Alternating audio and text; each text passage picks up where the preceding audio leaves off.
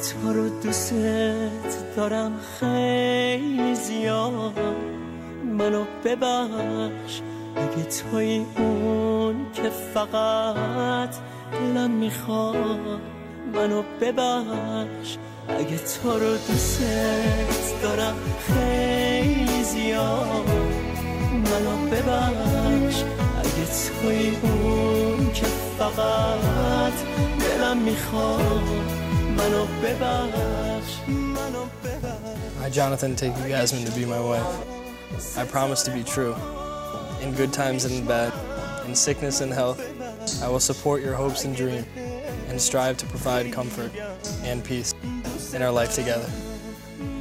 I, Yasmin, take you, Jonathan, to be my husband. I promise to be true, in good times and bad, in sickness and in health.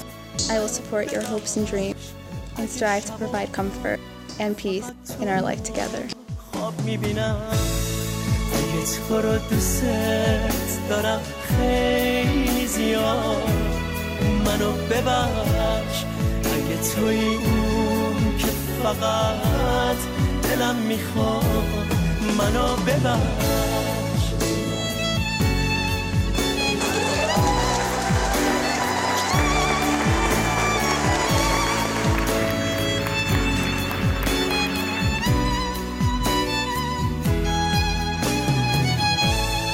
منو ببخش اگه واسه چشای تو خیلی کمم، توی فرشته‌ای یا من، اگه فقط یه آدمم.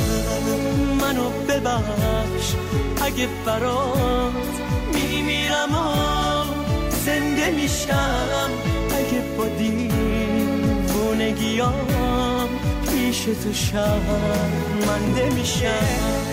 منو ببخش اگه همش میسپارمت دست خدا، اگه پیش غریبه ها به جای تو میگم شما.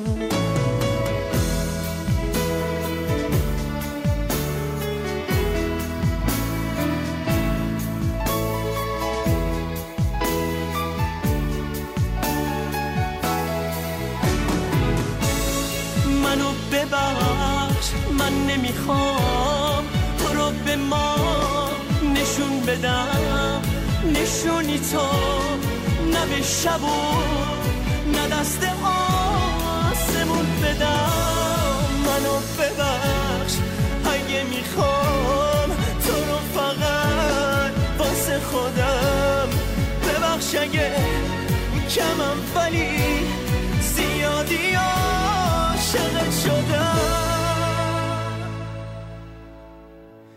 اگه تو رو دوست دارم خیلی زیاد، منو ببخش اگه توی اون که فقط دلم میخواد.